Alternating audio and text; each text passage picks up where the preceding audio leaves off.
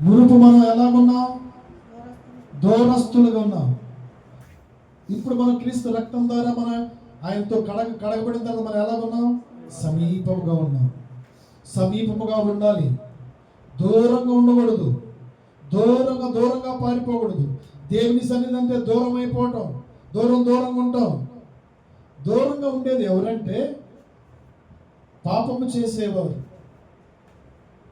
మోసము చేసేవారు, అన్యాయం చేసేవారు, లోకములో బ్రతికేవారు, లోకములో నటన జీవితంలో జీవించేవారు ఏం చేస్తారు తెలుసా? దూరంగా ఉంటారు. దేవుడు ఏమంటాడు? నీ పాపములు నేను ఎప్పుడు కూడా జ్ఞాపకం చేసుకున్నాను, నీ పాపాలను నేను దూరపరుస్తున్నాను, నీ పాపాలను నేను క్షమిస్తున్నానని దేవుడు చెప్తుంటే దూరంగా ఎందుకు పోవాలి? దూరంగా పోకూడదు. మనము ఎప్పుడు కూడా దేవునికి సమీపస్తులుగా ఉన్నాం. ఈ లోకములో స్నేహం చేస్తే, ఈ లోకంలో మనం ఎన్ని సువార్త ప్రకటించినా ఈ లోక స్నేహం ఏంటో తెలుసా? సంతోషంగా ఉండదు. లోక స్నేహం దేవుని సన్నిధికి రారు, దేవుని మాటలు వినరు, దేవునితో సహవాసం చేయరు ప్రియబిడ్డ. అందుకని ఈ లోకము ఎలా ఉంది? ఈ లోకమంతా పాపిష్టి లోకముతో ఉంది. మోసము, దగ, కుట్ర, కుతంత్రాలు, అబద్ధాలు, మోసాలు ఎన్నితో నిండి ఉన్నది. అందుకనే వారు దేవుని సన్నిధికి రాలేకపోతున్నారు ప్రియబిడ్డ. ఇప్పుడు మనము ఒకప్పుడు మనం దేవుడు అంటే తెలియక, దేవుడంటే దేవుని ఆరాధించగా ఎటు పడితే ఇప్పుడు మనం నడిచాం, ఎటు పడితే మనం ప్రయత్నం ప్రియబిడ్డ. ఇప్పుడు మనము తెలుసుకున్నాం కాబట్టి మనము రక్తంలో కడగబడ్డాం కాబట్టి మనం ఇప్పుడు ఎవరికి సమీపస్తుగా ఉన్నామండి? జీవము కలిగిన యేసయ్యకి సమీపముగా ఉన్నాం. హల్లెలూయా. ఎవరు సమీపించలేని తేజస్సులో నివసించు యేసయ్యకి మనం సమీపంగా ఉన్నాం ప్రియబిడ్డ. మోషే పొద దగ్గరకు వచ్చాడు. మోషే కూడా దేవుడు అంటే తెలియలా. గొర్రెల కాస్తున్నాడు, గొర్రెల కాపురులో దేవుని తెలుసుకోలేకపోతున్నారు ప్రియబిడ్డ. గొర్రెల కాపురులో యేసయ్యని తెలుసుకుని ఉన్నారు. మోషే వచ్చాడు, గొర్రెలు కాస్తున్నాడు అడవిలో కాస్తున్నప్పుడు ఒక పొదలో మండుతుంది. పొద మండుతుంది కానీ కాలిపోవట్లేదు. అక్కడ అగ్ని దిగాడు. ఎలాంటి దేవుడు మన దేవుడు? కోటి సూర్య కాంతి తేజోమయుడు ప్రియబిడ్డ. పొద కాలుతుంది కానీ మండట్లేదు. పొద కాలిపోతుంది కానీ అది చెట్లు కాలిపోవట్లా ప్రియబిడ్డ. ఎందుకని? ఆయన అగ్ని దేవుడు, ఆయన అబ్రహాము దేవుడు, ఇస్సాకు దేవుడు, యాకోబు దేవుడు. కాబట్టి ఆయన మోషేకి ప్రత్యక్షమయ్యాడు. గొర్రెలు కాస్తున్నప్పుడు చూడలేకపోయాడు ప్రియబిడ్డ. చూడలేకపోతున్నప్పుడు దగ్గరికి పోతున్నప్పుడు ఏం దోశ చూద్దామని దగ్గరికి వెళ్తున్నాడు మోషే. దగ్గరికి వస్తున్నప్పుడు మోషే ఆగన్నాడు. ఎందుకని? ఇంకా పాపములో ఉన్నాడు. చెప్పులు ఉన్నాయి కాళ్ళకి. దేవుని సన్నిధికి వచ్చేటప్పుడు అలాగే రావాలో తెలుసా? పరిశుద్ధముగాను, నీతిగాను, ఆరాటంతో రావాలి. దేవుని మాటలు వినాలి. దేవుని సన్నిధి మనం అనుభవించాలని మనం ఎప్పుడు ఉండాలో తెలుసా? ఆరాధన మొదలు పెట్టడానికి మనం దేవుని సన్నిధిలో ఉండాలి ప్రియబిడ్డ. ఈ మోషే ఆరాటంతో చూడాలని వెళ్ళాడు తెలుసా? చూసినప్పుడు అప్పుడు మాట్లాడుతున్నాడు దేవుడు, నేను అబ్రహాము, ఇస్సాకు, యాకోబుల దేవుని. హల్లెలూయా, హల్లెలూయా. నీవు కూడా దేవుని చూడాలంటే, నీవు కూడా దేవుని మహిమను పొందుకోవాలంటే, నువ్వు కూడా దేవుని ఆశీర్వాదాలు పొందుకోవాలని ఏం చేయాలో తెలుసా? నీకు ఆరాటం ఉండాలి. నీకు ఎలా ఉండాలి తెలుసా? నువ్వు చూడాలని ఆశ కలిగి ఉండాలి. అప్పుడు నీకు దేవుడు ప్రత్యక్షమవుతాడు ప్రియబిడ్డ. అందుకని మన్ని క్రీస్తు రక్తం ద్వారా మనందరూ కూడా ఏకపరిచాడు, మధ్య గోడని తొలగించాడు, పాపమును తొలగించాడు ప్రియబిడ్డ. మనందరూ కూడా నీతిమంతులుగా మార్చాడు. చదువు ఇంకోటి, యెషయా 42:9. యెషయా 42:9. ప్రచోదాలు చేస్తూ, వ్యర్థమైన వాటిని అనుసరిస్తూ, సంతోషిస్తూ ఏం చేస్తున్నారు తెలుసా? లోకంలో నడుచుకున్నప్పుడు నోవాహు ప్రకటించాడు, అయ్యా రండి, రక్షణ గొడవలు రండి. ఒక్కళ్ళు కూడా ఎగతాళి చేశారు. వీళ్ళకి పిచ్చిలేళ్ళకి, వీళ్ళు ఇలాగనే ఉంటారులే, వీళ్ళు ఇలాగనే కేకలేస్తారు, మైకులేదారంటారు. ఎందుకో తెలుసా ఇలా ప్రకటించేది? నువ్వు దేవుని రాజ్యంలో ఉండాలి ప్రియబిడ్డ. నువ్వు రేపు అగ్నిలో పడిపోకూడదని పిచ్చిది. అంతేగాని ఏదో సంపాదించుకోవాలి, ఏదో పొందుకోవాలని కాదు. నోవహు ప్రకటించిన ఎవరు ఓడలో రాలేదు. దేవుడు అన్నాడు, వారు విననొల్లని ప్రజలు, వారు వినరయ్యా, వారు నీ మాట వినరు, నీకు ముఖం తిప్పట్లేదు కానీ వీపునే తిప్పుతున్నారు. వీపు మీద ఎన్ని దెబ్బలు తగులుతున్నాయి, వీపు మీద ఎన్ని దెబ్బలు తగులుతున్నాయి, దెబ్బలు తగులుతున్నా కానీ దేవుని వైపు ముఖం తిప్పట్లేదు. ప్రియబిడ్డ, మునుపుడు సంగతులు నేను మీకు తెలియపరుస్తున్నాను, నేను మరలా వాటిని నేను జ్ఞాపకం చేసుకోవట్లేదు కానీ క్రొత్త సంగతులు నేను మీకు తెలియజేస్తాను అన్నాడు. కొత్త సంగతులు ఏంది? మారు మనసు పొందుడి, రక్షణ పొందుడి అని, నా ఎద్దుకు రండి, మీకు విశ్రాంతిని కలుగు చేస్తాను, మిమ్మల్ని రక్షిస్తాను, మీకు నిత్య జీవము నేను ఇస్తాను, మిమ్మల్ని నేను నా దేశంలో మిమ్మల్ని నా సింహాసనం మీద కూర్చోబెడతానని దేవుడు పిలుస్తుంటే క్రొత్త సంగతే కదా ఇది. పాత సంగతి నేను జ్ఞాపకం చేసుకోవట్లేదు అన్నాడు. మునుపుటి నేను జ్ఞాపకం మునుపుని మనం జ్ఞాపకం చేసుకోకూడదు. బిడ్డ, మరి ఒక వాక్యం చదువుకుందాం. యెషయా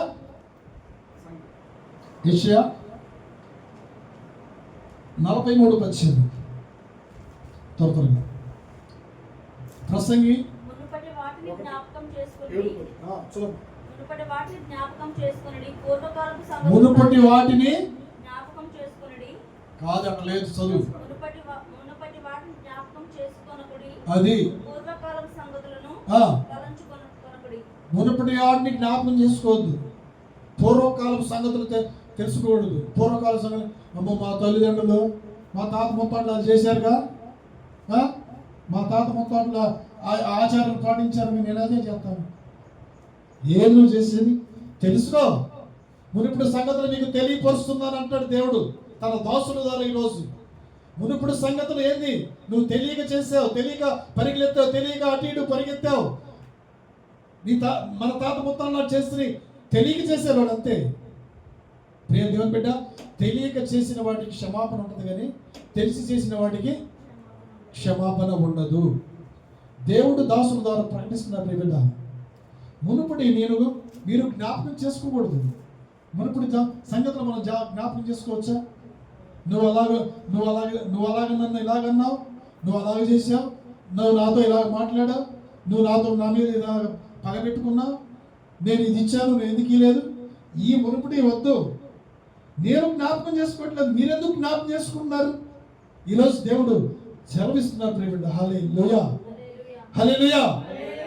మునుపటి జ్ఞాపకం చేసుకోండి. ప్రసంగి చదువు. ఈ దినముల కంటే మునుపటి దినములు ఎలా క్షేమకరములు అని అడగవద్దు. ఈ దినముల కంటే మునుపటి దినములు బాగున్నాయి, మునిపే బాగున్నారు, మునిపే మంచిగా ప్రేమిస్తారు, మునిపే మమ్మల్ని మంచిగా అన్నదమ్ములు బాగా ప్రేమించుకునేవాళ్ళు, మునిపే బాగుండేది, మునిపే పంటలు పండేవి, మునిపే బాగుంది. మునిపే కాదు, మునుపుడు సంగతులు జ్ఞాపకం చేసుకోవద్దు, పూర్వకాలం సంగతులు జ్ఞాపకం చేసుకోవద్దు. మునుపుడు సంగతులు మునిపే, ఈ రోజు సంగతులు ఈ రోజు. మునుపుడులాగా మనం ఉంటున్నావా? మునుపుడులాగా పంటలు పండిస్తున్నావా? మునుపుడులాగా ప్రేమ ఉందా? అది చల్లారిపోతుంది. మునుపు బంధువులు వస్తున్నారంటే ఎదురెళ్ళి తీసుకొని వచ్చి 5 రోజులు 6 రోజులు ఉంచి ఇంట్లో అన్ని సమస్త వాళ్ళకి ఆతిథ్యం ఇచ్చేవాడు. ఈరోజు ఉందా? ఎందుకని? మరలా వాటిని మనం జ్ఞాపకం చేసుకోవద్దు. పూర్వకాలం సంగతులు ఏ నాటికీడ ఆనాడే. కాబట్టి పూర్వకాలం సంగతులు నువ్వు జ్ఞాపకం చేసుకోవద్దు. చదువు. తీతు రాసిన పత్రిక 3:3, ఏపీసీ 2:3 విడిచిపెట్టాలి, భోగాలన్నీ విడిచిపెట్టాలి, కొండాలన్నీ విడిచిపెట్టాలి, కోపమంతా విడిచిపెట్టాలి. మునుపు నువ్వు అలా చేసావుగా, మునుపుడు సంగతులు నేనే జ్ఞాపకం చేసుకోకపోతే నీకెందుకు? విశ్వాసులే ఏం చేస్తారు? కోపం పెట్టుకుంటారు. చచ్చిపోయినంత కూడా వాళ్ళ కోపం పోదు తెలుసా? వాళ్ళ శరీరంలో కోపం సచ్చి గోతులో పోయినంత కూడా వాళ్ళ కోపం పోదు. ప్రియమైన బిడ్డ, మునుపుడు సంగతులు మర్చిపోవాలి. చదువు. ఏపీసీ చివరిగా ఏపీసీ చదువు. వారితో కలిసి మనము ఆ, శరీరము యొక్కయు శరీరం యొక్కయు మనసు యొక్కయు ఆ, మనసు యొక్కయు కోరికలను నెరవేర్చుకొనుట శరీరాశలను ఆ, మునుపు ప్రవర్తించుచు కడమవారి వలనే ఆ, స్వభావ సిద్ధముగా ఆ, దైవోగ్రతకు ఆ. పాత్రులమై ఉంటిమి. సరే చూడండి ఎంత స్పష్టంగా చెప్పాడు పౌలు గారు. మునుపు మనం ఏం చేసాం? మనము వారితో కూడా మనం పరిగెత్తాం, వారితో కూడా మనం విందు వినోదాల్లో పాల్గొందాం. ఇప్పుడు మనము వినండి, మనం సమీపస్తులు ఉన్నాం కాబట్టి యేసు రక్తంలో కడగబడిన బిడ్డలుగా మనం ఎలాగుండాలి? వారితో మనం పరిగెత్తకూడదు. ఇప్పుడు మనం సమీపస్తులే ఉన్నాం, జీవము కలిగిన దేవుని కలిగి ఉన్నాం కాబట్టి మనం ఏం చేయాలి? మునుపు వాటిని ఏం చేయాలి? మోసకరమైన వాటిని మనం విడిచిపెట్టాలి. మునుపటి ప్రవర్తన విడిచిపెట్టాలి, మునుపటి దురాశను విడిచిపెట్టాలి, చెడిపోయిన ప్రాచీన స్వభావాన్ని విడిచిపెట్టాలి. హల్లెలూయా. దేవుడు ఏమంటాడు? మునుపటి వాటిని మీరు జ్ఞాపకం చేసుకోవద్దు. ఈరోజు అంశం ఏంటంటే మునుపటివి గతించిపోయి ఏమంటున్నాడు దేవుడు? నేను మీ పాపను నేను నా వీపు వెనక తట్టు పారవేశాను, నేను జ్ఞాపకం చేసుకోను. మీరు ఎన్ని ఘోరాలు చేశారు, ఎన్ని తప్పిదాలు చేశారు, వాటిని అధిగమించారు, వాటినే నేను జ్ఞాపకం చేసుకోకపోతుంటే నువ్వు జ్ఞాపకం చేసుకోవడానికి అసలు నువ్వు ఏ పాటి దానివి, నువ్వు ఏ పాటి వాడివి అని దేవుడు ఈరోజు ప్రశ్నిస్తున్నాడు. ప్రేమిడ ఈరోజు ప్రశ్నిస్తున్నాడు, నీవు ఏ పాటి వాడివి, నీవు ఏ పాటి దానివి? నేనే నీ పాపంలో వీపు వెనకతట్టు పారవేస్తుంటే నువ్వు ఎందుకు జ్ఞాపకం చేసుకుంటావు? మునుపుడే బాగుండే, మునుపుడు బాగుంటుంది, మునుపుడు వాతావరణం బాగుంటుంది, మునుపుడు ప్రాథమికాలు అవన్నీ వద్దు. మునుపుడి గతించిపోయినాయి. ఇప్పుడు మనం క్రీస్తేసునందు ఉన్న క్రీస్తు అనగా అభిషిక్తుడు, యేసు అనగా రక్షకుడు. ఆయన పాపముల నుంచి, దుష్టత్వం నుంచి నశించిపోయే దాని నుంచి, పాతాళంలో నుంచి, నీ యొక్క పాపము నుంచి ఇడిపించుటకు మనిషి కుమారుడిగా ఈ లోకానికి వచ్చి తన యొక్క ఏకైక కుమారుని, ముద్దుల కుమారుని ఈ లోకానికి పంపించి పరిశుద్ధులని నిత్యము దేవదూతలతో పొగడబడుతున్న దేవుణ్ణి ఈ లోకానికి పంపించి నా పాపములను తీసివేయడం కొరకు జగత్ పునాది వేయకబడక ముందే నన్ను ఆయన తన కృపలో బలపరిచి నడిపించిన దేవుడికి ఎంత ఆశ ఉందో తెలుసా? నువ్వు మారాలి, నీ ఘోర దుష్టత్వం మారాలి, నీ చెడుతనం మారాలి, నీ అపవిత్రత మారాలి, నువ్వు అటు ఇటు తిరగటం మారాలి, నువ్వు జీవము గల దేవుని తెలుసుకోవాలి, జీవము గల దేవుని ఆరాధించాలి. ప్రియబిడ్డ, దేవుని దాసులు, అభిషిక్తులు, పరిశుద్ధాత్మతో నింపబడిన వారు ఒకవేళ దూషిస్తావు, ద్వేషిస్తావు, శపిస్తావు, అది నీకు ఉగ్రత వచ్చింది. ఉగ్రత తెలియట్లా. ప్రియ దేవుని బిడ్డలారా, మునుపుడు అన్నీ మనము మర్చిపోవాలి. అవునా? హల్లెలూయా. చదువుకుందాం. యెషయా 54:9. యెషయా 54:9 వస్తుంది. జూలై 5వ తారీఖు అని చెప్పారంట. చూడండి, ఆ సైతాను గాడు ఎలా చెప్పాడు, సైతాను ఎలా చెప్పిందో చూడము. దేవుని బిడ్డల్ని భయక్రాంతులు చేయటకు దేవుడు ఇచ్చిన మాట నెరవేర్చిన దాకా కూడా ఏది జరగదు. ప్రియబిడ్డ, దేవుడు చెప్పాడు, జలప్రలయం వల్ల భూమి మీదకి రాదు, నేను ఇసుకను సరిహద్దుగా వేశానని ఇర్మియాలో ఉంటుంది. ఆయన సరిహద్దు వేస్తే ఈ ప్రవశించడం తప్పుగా ప్రవశించడం ఏంటండి? జనాలు భయక్రాంతులు చేయడానికి. నేను అండమాన్ నికోబార్ దీవుల్లో అక్కడ భూకంపం వచ్చింది, 10 సార్లు భూమి కంపించింది. దేవుడు రాశాడు పరిశుద్ధ గ్రంథంలో, భూకంపాలు వస్తాయి, రాజ్యం మీదకి రాజ్యం, ఒకరి మీద ఒకరు తిరుగుబాటు, అత్త కోడల మీదకి, కోడల అత్త మీదకి, తల్లిదండ్రుల మీదకి పిల్లలు ఒకరి మీద ఒకరు లేఖిస్తారని పరిశుద్ధ గ్రంథంలో లిఖించబడి ఉంది. అలా జరుగుతూనే ఉన్నాయి తెలుసా? అది జరుగుతున్నాయి. ఎందుకంటే దేవుని ప్రేమ లేదు, దేవుని ప్రేమ నీలో లేదు, దేవుని ప్రేమ నీలో అణువు నరములో దేవుని ప్రేమని వృద్ధి చేసుకోవాలి. ప్రియబిడ్డ, భూకంపాలు వస్తాయని దేవుడు ముందుగానే పరిశుద్ధ గ్రంథంలో లిఖించాడు. భూకంపాలు వస్తాయి, కరువులు వస్తాయి, ఏంది అనేకులు ప్రేమ సల్లారిపోవట్లేదా? ప్రేమ ఉందా అసలు? తల్లిదండ్రుల పట్ల పిల్లల పట్ల ప్రేమ ఉందా అసలు? కోడల పట్ల అత్త పట్ల కోడల ప్రేమ ఉందా? ఏదో మనుషులు నమ్మించి, మనుషులు మాయ చేసి, మనుషుల్ని మభ్యపెట్టే ప్రేమ చూపిస్తున్నారు. కానీ హృదయాంతరంగా ప్రేమ రావాలి. హల్లెలూయా. హృదయాంతరం ప్రేమ అంటే యేసయ్య హృదయపూర్వకంగా నిన్ను నన్ను ప్రేమించాడు తెలుసా? ఒకప్పుడు మేము కూడా మోసపోయాం.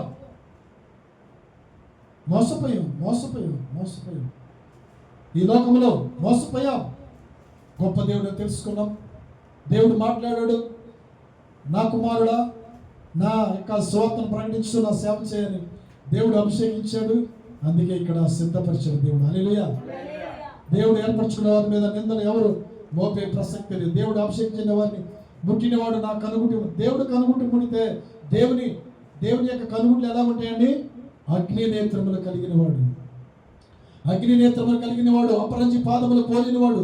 చదువుదాం పరమగీతాలు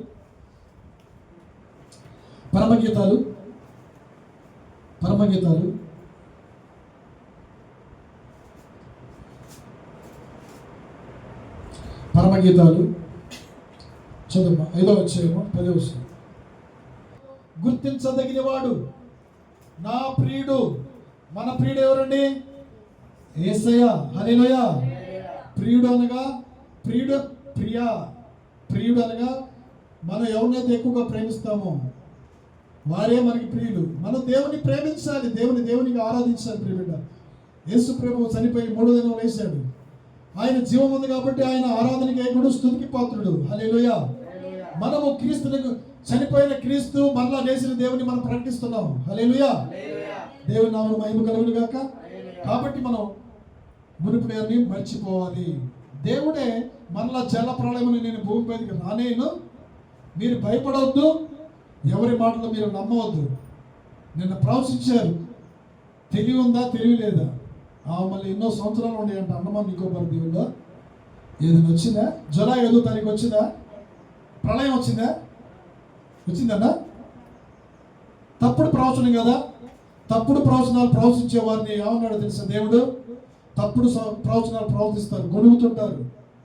వారి మాటలు నమ్మకూడదు. వారిని, వారి పిల్లల్ని, వాళ్ళ కుటుంబాన్ని అన్నా కూడా తప్పుడు ప్రవచనాలు చెప్పి మనుషులు నమ్మించేవారిని, మభ్య పెట్టేవారిని నేను కుటుంబంతో సహా సర్వనాశనం చేస్తానన్నాడు దేవుడు. తెలుసా? వాక్యం ఉంది ఇర్మియాలో. తప్పుడు ప్రవచనాలు చెప్పేవారిని, వారిని, వారి పిల్లల్ని చదువుతాం. ఇది ఉట్టి మాటలు కాదు. చదువుదామా ఇర్మియా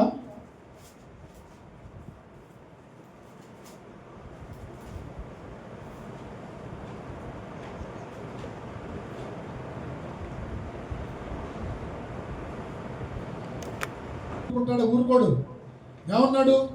వారి పిల్లలను, వారి భార్యలను ఏమన్నాడు? ఎక్కడ పాతి పెడతారన్నారండి? బయట పాతి పెట్టావు. బయట కూడా పాతి పెట్టేవారు ఉండరంట. చూడండి, ప్రవచనం ముఖ్యం కాదు, దేవుని వాక్యం ముఖ్యం. ప్రియబిడ్డ, తప్పుడు ప్రవచనం చెప్పింది. జూలై 5వ తారీఖు నిన్న వచ్చిందంట. ప్రపంచమంతా పోయిందంట. ప్రపంచమంతా యుగాంతం వచ్చిందంట, భూకంపం వచ్చిందంట. అందుకే అలాంటి వారు లోకంలో మోసం చేసేవారు వస్తారు. తప్పుడు ప్రవచనాలు ప్రవచించే వస్తారు. ఏర్పరచబడిన వారిని కూడా మోసం చేసేవారు వస్తారు. కాబట్టి మీరు వారి మాటలు నమ్మవద్దు. మీరు జాగ్రత్తగా ఉండమని చెప్పాడు. హల్లెలూయా. చదువు రెండోది యెషయా 65:17. యెషయా 65:17.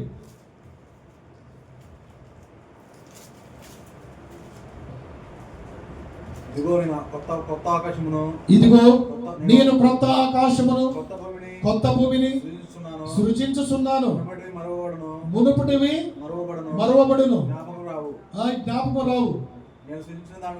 నేను సృజించిన దాని గురించి మీరు ఎల్లప్పుడూ హర్షించి ఆనందించునంటాడు. హల్లెలూయా. నిశ్చయముగా ఆనందకరమైన స్థలంగాను హర్షించువారుగాను సృజించుచున్నాను. నేను యెరూషలేము గురించి ఆనందించెదను, హర్షించెదను. దానిలో ఎప్పుడూ వినపడదు. హల్లెలూయా. యెరూషలేము అంటే ఏదండి? యెరూషలేము అనేది సంఘం, మనమే యెరూషలేము. ఇక మీరు హర్షించరు, మీరు రోధించను. నేను క్రొత్త ఆకాశమును క్రొత్త భూమిని నేను స్థాపిస్తున్నాను. మునుపటి సంగతులన్నీ నేను మర్చిపోయాను. పూర్వకాలం దినాలన్నీ మర్చిపోండి. క్రొత్త సంగతులు మీకు బోధిస్తున్నాను. మునుపటి నేను వీపు వెనక తట్టు పారవేశాను. మునుపటి మాటలన్నీ వీపు వెనక తట్టు పారవేశాను. నేను జ్ఞాపకం చేసుకుని కానీ క్రొత్త ఆకాశములో క్రొత్త భూమిని క్రొత్తవి నేను సృజించాను. ఆల్రెడీ సృజించాడు దేవుడు. వాటిలో మీరు ఆనందించి హర్షిస్తారు. మీరు అక్కడ ప్రవేశించినప్పుడు మీరు ఎలాగున్నారని చెప్పాడు? ఆనందించి హర్షిస్తారు. హర్షించడం అంటే గంతులు కేకలు వేసుకుంటా, ఆనందించకుండా, సంతోషించకుండా, హల్లెలూయా, పరలోక రాజ్యంలో హర్షించకుండా, ఆనందించకుండా దేవుని స్తుతిస్తాం. ప్రేమిట క్రొత్త ఆకాశము క్రొత్త భూమి సృజిస్తున్నాను నేను. పాతవన్నీ గతించిపోతాయి. ఈ ఆకాశము, ఈ భూమి, ఈ నేల ఎన్ని అయిపోతాయండి? గతః ఈ గతించిపోతాయి. ఏమి కనపడవు. క్రొత్త ఆకాశము క్రొత్త భూమిలో ఎవరుంటారో తెలుసా?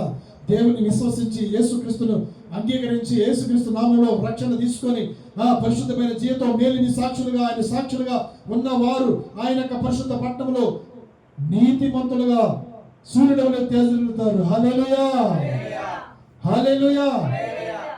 మంచిది. గలతీయులకు రాసిన పత్రిక 4:89. గలతీ 4:89. నువ్వు తెలుసుకోవద్దా? నీకు జ్ఞానం లేదా? నీకు తెలివి లేదా? తెలివి లేని మూర్ఖుడువా? మన మూర్ఖులం కాదు, తెలివి కలిగిన వారు. ఆయన స్వహస్తాలతో నిన్ను నన్ను ప్రేమతో నిర్మించాడు. ప్రేమిట అసలు దేవుడు అంటే ఎవరో తెలుసా? నీలోని నాలోని రూపంలో దేవుడు తెలుసా? నాలో కలుగు చేసిన రూపమే దేవుడు. నన్ను కలుగు చేసినప్పుడు మన దేవునికి ఎలా ఉండాలి? కలుగు చేసిన వారికి మనము ఇష్టంగా ఉండాలి. ప్రియబిడ్డ, కలుగు చేసిన వారికి మనం ఇష్టంగా ఉండాలి. ఉండొద్దా? మన కుమారుడు మన కుమార్తె మనకు జన్మనిచ్చాం కాబట్టి వారు మనకి ఇష్టంగా ఉండాలని ఉండొద్దా? ఇష్టంగా ఉండాలి. ఇష్టంగా ఉంటే దేవునికి సంతోషం, తల్లిదండ్రులు కూడా సంతోషం. చదువు. ఆ కాలముందైతే దేవుని ఎరగని వారై నిజమునకు దేవుడు కాని వాటికి దాసులై ఉన్నారు. ఇప్పుడు మీరు దేవునిని ఎరిగిన వారును మరి విశేషముగా దేవుని చేత ఎరగబడిన వారే బలహీనమైనయు నిష్ప్రయోజనము మూలపాటలను తట్టు మరలా తిరగకూడదు అంటున్నాడు. బలహీనమైన ఎన్ని ప్రయోజనంగా ఉంటాయండి. ఒక వస్తువు తీసుకుని దాని ఎదురు సాగిపడితే అది నిష్ప్రయోజనం. అది బలంగా ఉంటుందా? ఉపయోగపడుతుందా మనకి? ఈ కుర్చీ ఉంది, ఈ కుర్చీని ఇక్కడ పెట్టి అది నిష్ప్రయోజనమైంది. అది నింటదా? బలహీనమైన నిష్ప్రయోజనం. మునుపు మనము మోసపోయాం. దేవుడు కాని వాటికి దేవుడికి నేను ఆరాధించాం. ప్రియబిడ్డ, దేవుడు ఎవరని మనం తెలుసుకోవాలి. నిజ దేవుడు నన్ను పుట్టించినవాడు ఎవడు, సృష్టిని సృష్టించింది ఎవరని మనం తెలుసుకుంటే నీకు నాకు క్షేమం. ప్రియబిడ్డ, అందుకని మునుపుని నేను జ్ఞాపకం చేసుకున్నాను. మునుపుని నేను క్రొత్త ఆకాశంలో క్రొత్త భూమిని సృష్టిస్తున్నాను. మునుపుని నేను జ్ఞాపకం చేసుకుని మీ పాపములు నేను జ్ఞాపకం చేసుకుని మీ ప్రవర్తన నేను జ్ఞాపకం చేసుకున్నాను. నువ్వెందుకు జ్ఞాపకం చేసుకున్నావు? మరలా నేను పాపాలు క్షమించా కదా, మరలా వెనక తట్టు ఎందుకు తిరుగుతున్నావు? వారే బాగున్నారు కదా, మనం ఎందుకు బాగోలేదు? దేవుని నమ్ముకున్నాం కదా, ఎందుకు బాగలేదు అని నువ్వు అనుకుంటున్నావేమో. ఈ శ్రమలు ఎందుకు, నా కష్టాలు ఎందుకు, ఈ బాధ? శ్రమ లేకపోతే నువ్వు క్రైస్తవుడు కాదు, క్రైస్తవురాలు అసలు కానే కాదు. దేవుడు వాక్యం సెలవిస్తుంది. చూద్దాం. పేతురు రాసిన పత్రిక, పేతురు శ్రమలు,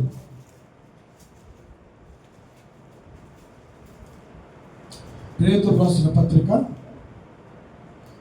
మొదటి పేతురు 4వ అధ్యాయము 16వ వచనం చదువు. గుడ్డివాడికి కనులిచ్చాడు, మన పాపము నుంచి మనల్ని విడిపించాడు. మునుపటి అన్ని మనం విడిపించినాడు. అందుకనే మనం దేవుని మహిమ పరుస్తున్నామా? మహిమ అంటే ఏందో తెలుసా? దేవుని తెలుసుకోవడమే మహిమ. మహిమ అంటే తెలుసా మీకు? మహిమ అంటే ఏందో తెలుసా? దేవుని తెలుసుకోవడమే మహిమ. నువ్వు క్రైస్తవుడు అయినందుకు, క్రైస్తవుడు అనగా క్రైస్ట్, దేవునితో సహవాసం చేసేవాడు. క్రైస్త అనగా పరిశుద్ధుడు. పరిశుద్ధుడు, దేవునితో సహవాసం చేసేవాడు పరిశుద్ధుడు. నీవు శ్రమలు నీకు వచ్చిన ఎడల దేవుని, నీకు ఆ పేరుని బట్టి దేవుని ఏం చేయాలి? మహిమపరచాలి. హల్లెలూయా.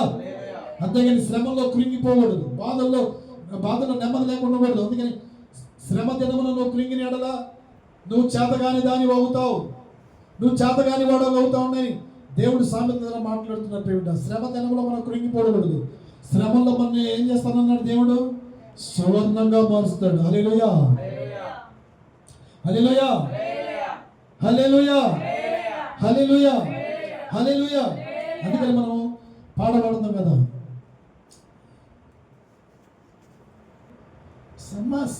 నిన్ను నన్ను సన్మానించాడు రక్షణతో. ఆయన మనం రక్షించాడు, కృపాసక్తి సంపన్నుడై నిన్ను నన్ను రక్షించాడు ప్రియబిడ్డ. హల్లెలూయా. ఆయనకి వందనాలు చెప్పాలి, కృతజ్ఞతలు చెల్లించుకోవాలి తెలుసా? హల్లెలూయా. మునుపుడు సంగతులు మీరు జ్ఞాపకం తెచ్చుకోవద్దు. గతం గతగా మునుపు దూరస్తులే ఉన్నారు, ఇప్పుడు మనం సమీపిస్తులే ఉన్నాం. కాబట్టి దేవునికి మనము ఇష్టంగా జీవించాలి ప్రియబిడ్డ. ఫిలిప్పీయులకు రాసిన పత్రిక 3వ అధ్యాయం 9-10. ఫిలిప్పీయులకు రాసిన పత్రిక 3వ అధ్యాయం 9-10. క్రీస్తు యేసునందు బహుమానముగా మనము గురి యొద్దకే మనం పరిగెత్తాలి ప్రియబిడ్డ. అందుకని మనం క్రీస్తు యేసునందు నూతన సృష్టి, దేవుని దగ్గరికి మనం పరిగెత్తాలి. నవీన స్వభావం ధరించుకోవాలి. ప్రాచీన స్వభావాన్ని మనం ఏం చేయాలి? విడిచిపెట్టాలి ప్రియబిడ్డ. క్రీస్తు యేసు నామమున మనం బాప్తిస్మం తీసుకున్నాం కాబట్టి నవీన స్వభావం కలిగాలి. మనలో ఎప్పుడు కూడా క్రొత్తగా కనపడాలి, క్రొత్తగా మాటలు కనపడాలి, క్రొత్త ప్రవర్తన దేవునికి కనపడాలి, కొత్త క్రియలు మనలో కనపడాలి ప్రియబిడ్డ. అందుకని మీరు క్రీస్తు యేసునందు నూతన సృష్టి, ఇవిగో పాతవి గతించును, సమస్తం క్రొత్తమైన దేవుడు వాక్యం ద్వారా తెలుస్తున్నారు. 2వ కొరింథీయులు 5వ అధ్యాయము 16వ వచనం చదవండి. మనం నూతన సృష్టిగా ఎప్పుడెప్పుడు నూతన సృష్టిగా మారాలి, నూతన స్వభావం కలిగి ఉండాలి, ప్రాచీన స్వభావాన్ని విడిచిపెట్టాలి, మునుపటి సంగతులు జ్ఞాపకం చేసుకోకూడదు. చదువు. కాగా ఎవడైనను క్రీస్తు యేసునందును ఎడల వాడు నూతన సృష్టి, పాతవి గతించెను, ఇదిగో సమస్తమా ఒకటేనా?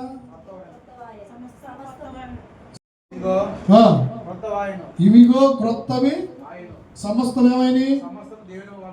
అది అందుకనే మనం ఏం చేయాలి? ప్రాచీన స్వభావాన్ని విడిచిపెట్టి క్రొత్తగా ఉండాలి. మనం క్రొత్త కనపడాలి. మనం క్రొత్త బట్టలు దొరుకున్నాం అనుకో, మనం ఎంత చూసుకుంటామండి, అద్దంలో నీరోటి అద్దంలో చూసుకొని, అబ్బా బాగుందా, ఇటు వెనక్కి తిరుగుతాం, ఇటు పక్క తిరుగుతాం, ఇటు మూల తిరుగుతాం, ఇటు పెడితే తిరుగుతుంటాం. క్రొత్తగా ఉండాలి మనలో. అలంకారంలో క్రొత్త కాదు, మన ప్రవర్తనలో, విశ్వాసంలో దేవునికి క్రొత్తగా కనపడాలి. క్రొత్త ఆకాశము, క్రొత్త భూమిలో నువ్వు చేరాలంటే నీవు నూతన సృష్టిగా మారాలి. అన్నిట్లో నూతన సృష్టిగా నువ్వు మారితేనే ఆ క్రొత్త ఆకాశం, క్రొత్త భూమి ఆల్రెడీ సిద్ధపరిచాడు. ఎవరి కోసం తెలుసా? యేసుక్రీస్తుని అంగీకరించి విశ్వాసం కలిగి ఆయన శరీరంలో, రక్తంలో పాలు పొంగులు పొందిన నీతిమంతుల కొరకే అక్కడ సిద్ధపరిచాడు. అక్కడ నీతిమంతులు ఎలా తేజరిల్లుతారండి? నీతిమంతులు సూర్యుని వలె తేజరిల్లుతారని మత్తయి సువార్త 13వ అధ్యాయము, మత్తయి సువార్త 13వ అధ్యాయం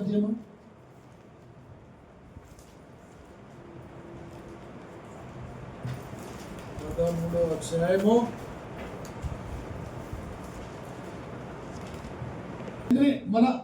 మన రక్షకుడైన యేసయ్యకి తండ్రి ఎవరు? యెహోవా తండ్రి. నా తండ్రి రాజ్యంలో నేను మిమ్మల్ని తేజరిల్లింపజేస్తాను, మిమ్మల్ని వెలిగింపజేస్తాను, మిమ్మల్ని సంతోషింపజేస్తాను, మిమ్మల్ని ఆనందింపజేస్తాను అంటున్నాడు దేవుడు.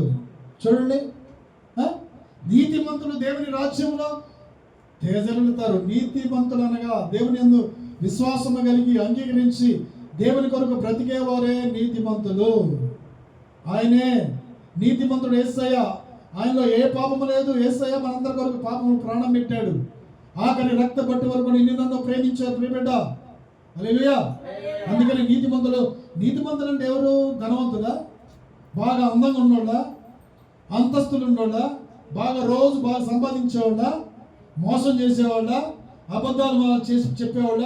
దగా చేసేవాళ్ళ? వీళ్ళు కాదు. నీతిమంతులు అంటే విశ్వాసము. విశ్వాసం అంటే మతం అని ఉంది. విశ్వాసము మతం అంటే విశ్వాసం. మతం అంటే ఏదో మారుస్తున్నావు అది చేస్తున్నావు అని అంటారు. అది కాదు. దీని అర్థం ఏంటంటే దీని యొక్క భావజాలం తెలియక కొంతమంది పొరపాటు పడి మత మార్పిడి చేస్తున్నారా అయ్యానంట. కాదు, మతం అంటే విశ్వాసం అని అర్థం. నువ్వు ఎవరైతే విశ్వాసం ఉంచితే, నువ్వు ఎవరైతే తెలుసుకోవాలి, జీవము గల దేవుని విశ్వాసం ఉంచితే నువ్వు నీతిమంతుడు అని అంతే. నీతిమంతుడు విశ్వాసం మూలంగా జీవిస్తాడు. నీతిమంతుడు దేవుని రాజ్యంలో తేజుతారు. అందుకని మనం నీతిమంతుని వైపు మనం చూడాలి. హల్లెలూయా. అందుకని ప్రాచీన స్వభావం విడిచిపెట్టి ఇందాక మనం చదువుకున్నాం. ఇందాక నాకు జ్ఞాపకం రాదు, అది చదువుదాం. కొలస్సీలు రాసిన పత్రిక 3వ అధ్యాయము 9-10. ప్రాచీన స్వభావం విడిచిపెట్టి మనం ఏం చేయాలి? నవీన స్వభావం ధరించు. స్వభావం అంటే ఏంది? వాడి స్వభావం అంతేలే, ఎప్పుడు అబద్ధాలు ఆడుతాడు, అంతేలే, ఎప్పుడు తాగదలాడితే, ఎప్పుడు కొండలే, ఎప్పుడు పొరుగు వద్ద తాగలు పెట్టుకుంటారు ఏం అని అంటారు. అది ఇంకా ప్రాచీన స్వభావం విడిచిపెట్టాలి. వయసు వచ్చింది మనకి, చిన్నపిల్లలు కాదు, మనవాళ్ళు అందరూ మనకు ఉన్నారు. బంధువు అంత వయసు వచ్చింది కదా. వయసు వచ్చినప్పుడు నీకు 70 సంవత్సరాలు 80 సంవత్సరాలు చూసుకొని మనం ఇక్కడ విర్రవేయాల్సిన పని ఏమైనా ఉందా? లేదు. దేవుడు అంటాడు, ఆకాశము భూమి సముద్రం అంతా నేను వీటన్నిటిని కూడా తుడిచివేస్తున్నాను, క్రొత్త ఆకాశాన్ని క్రొత్త భూమిని నేను కలుగు చేస్తానన్నాడు కదా. ఈ ఉన్న వాటిలో మనం దీని గురించి మనం విర్రవీగే పని ఏముంది?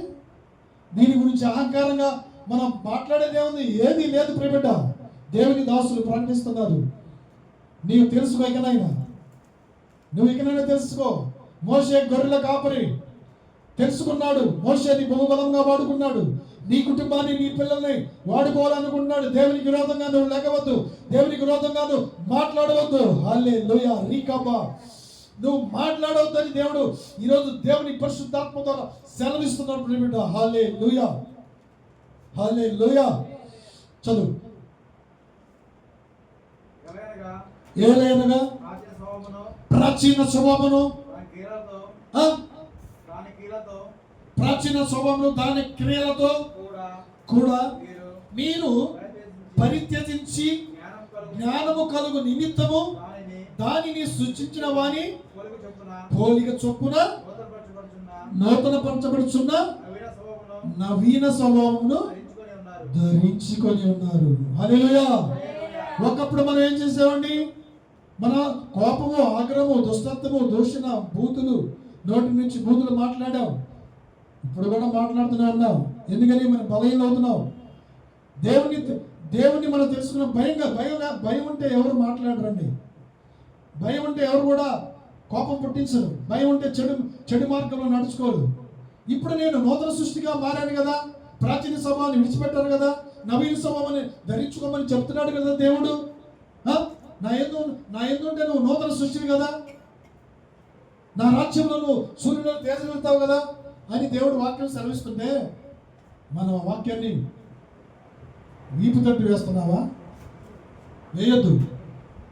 మనము ముఖములో అద్దంలో మన ముఖం చూసుకున్నట్టు దినదినము వాక్యాన్ని చూసుకోవాలి, దినదినము ధ్యానించాలి, దినదినము వాక్యానుసారంగా ప్రార్థించాలి, ఆ వాక్యాన్ని ఎత్తిపట్టి ప్రార్థన చేయాలి. అప్పుడు నీ కుటుంబానికి, నీ పిల్లలకి, నీ సంఘానికి, నీ దేశానికి, నీ ప్రాంతానికి క్షేమం పురబెట్ట. హల్లెలూయా.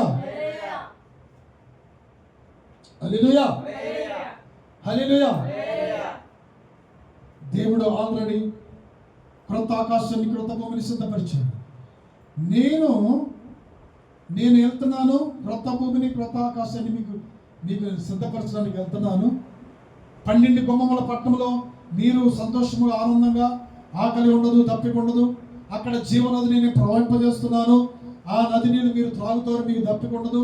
జీవవృక్షాన్ని నేను నాటాను నది వలన, దానిని మీరు తింటారు, నెలకు 12 కాపులు కాస్తాయి, మీరు ఆహారాన్ని భుజిస్తారు, వాటి మీకు ఆకలి ఉండదు. ఆ యొక్క పట్టణాన్ని నేను అక్కడ ఆ పట్టణంలో మీరు ఉండాలంటే నేను వెళ్ళి సిద్ధపరిచి మీ కొరకు నేను వస్తున్నానని దేవుడు సెలవిస్తున్నాడు. ప్రియబిడ్డ, నీకు ఆరాటం ఉందా? ఆరాటం ఉందా? నీకు సిద్ధపాటు ఉందా? నీవు నవీన స్వభావం నీలో ఉందా? మునుపుడు సంగతుల్లో మర్చిపోయావా? మునుపుడు సంగతుల్లో వీపు వెనకతోటి పారవేసావా?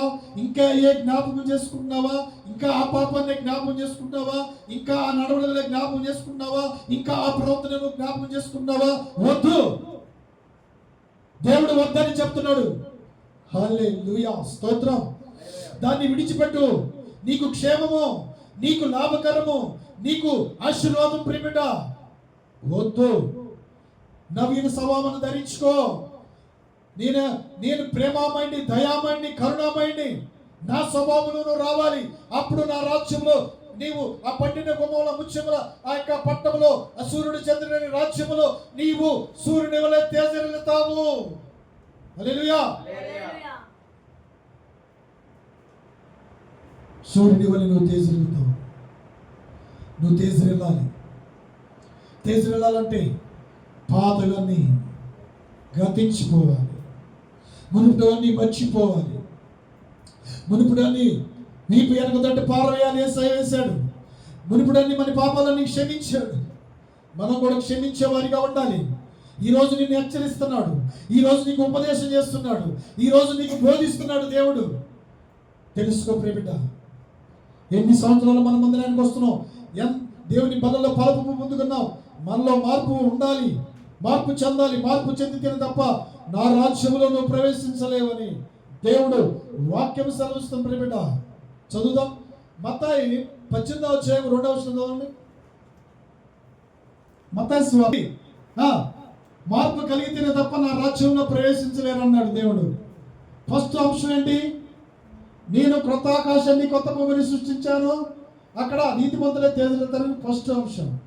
రెండోది, మీరు నూతన స్వభావం, నూతన సృష్టిగా మారితేనే తప్ప నా రాజ్యంలో ప్రవేశించలేరు. ఇప్పుడు మీరు సూర్యుని వలె తేజరిల్లుతారు అన్నాడు. ఇప్పుడు ఏమన్నాడు? మీరు చిన్న పిల్లల వలె మారితేనే తప్ప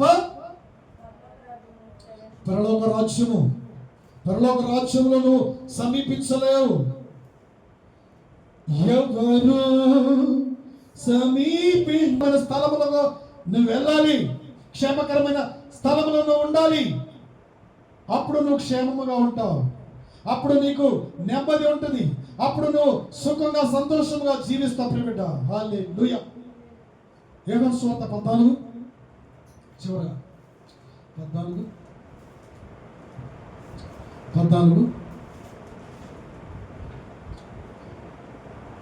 2-3 చదువునా? యోహాను సువార్త 14:2-3 చివరగా.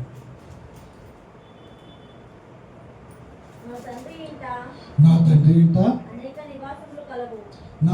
ఇంట అనేక నివాసములు కలవు, లేని ఎడల లేకపోతే నువ్వు చెప్తావు కదా, నా తండ్రి ఇంట అనేక నివాసాలు ఉన్నాయి, నేను సిద్ధపరిచాను, ఆల్రెడీ మీకోసం నివాస స్థలాలు ఏర్పరిచాను, మంచి మంచి బిల్డింగ్లు ఏర్పరిచాను. ఈ బిల్డింగ్లు ఏముంది?